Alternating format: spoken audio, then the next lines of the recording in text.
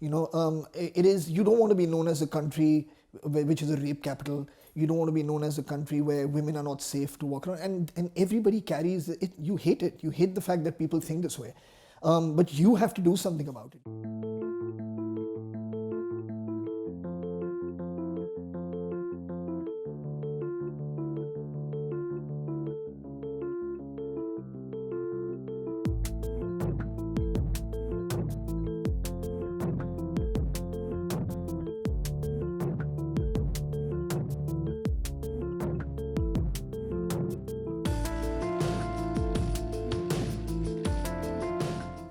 I actually do feel that for most of it, the world has suffered from patriarchy. And I think a lot of it comes from traditional values being inculcated from religion, and there's a lot of patriarchy in religion. But for me, the turning point really was, there were a couple of things that happened in 2012. One was the gang rape that happened in Delhi, which was a huge, it was very, very disturbing. There was a lot of anger. I felt like I should do something about how I'm feeling. That was one. It was closely followed by the rape of a 5-year-old girl, which was again just extremely brutal, very horrific. There was also just all these incidents happened very close on each other's heels. There was a harassment case that happened in Assam, where a woman was harassed on the streets by just many men, and there were people filming it. It was just grotesque. And then finally, the one that was closest actually in terms of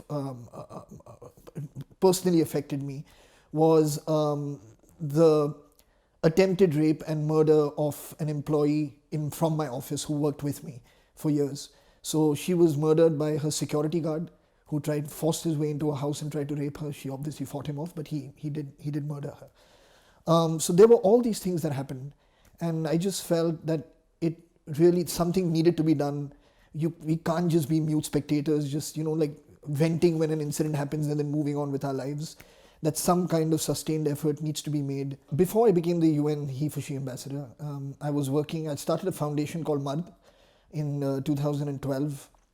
And so my focus really was, through that foundation, to reach out to young men, to boys, and speak with them, engage with them, and discuss concepts of masculinity, definition of manhood, on what basis, on what parameters, on what set of values, or what understanding does one call oneself a man.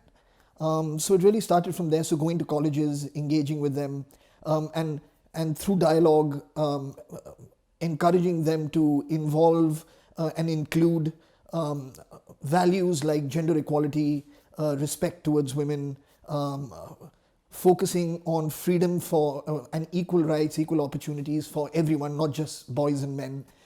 So make that a part of the definition of manhood. So this is what we were working on, and that's when the UN got in touch. And I think the He for She program is also calling out for young men to get involved in this dialogue. And that's really how it happens. It is, you don't want to be known as a country which is a rape capital. You don't want to be known as a country where women are not safe to walk around. And everybody carries it. You hate it. You hate the fact that people think this way. But you have to do something about it. And the young people in India, I think, are hungry for that change. What a lot of them, when we interact with them, I think have not yet realized is the power of their voice, is what they haven't. A lot of them feel they can do stuff on the ground where they are. But collectively, if you demand change, and collectively, like it happened after the Nirbhaya incident, there were changes that happened in legislation, in the definition of rape, in the definition of sexual harassment. In the wake of the Me Too movement now, there's been mandatory guidelines now that have been put in place for sexual harassment committees in each office, in every union. So these are changes really that are being demanded by the younger generation.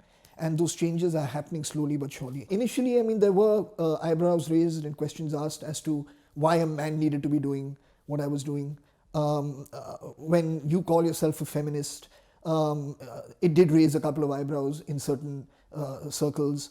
But I think, because also, I guess, in their defense, if I have to play devil's advocate, initially when I started, it could have maybe felt to them that it's just a reaction to an incident and I'm not serious about it, and maybe it won't I won't be sustaining this effort with time to come. But now it's been 7 years, and we've been working non-stop every single year, doing as much as we possibly can.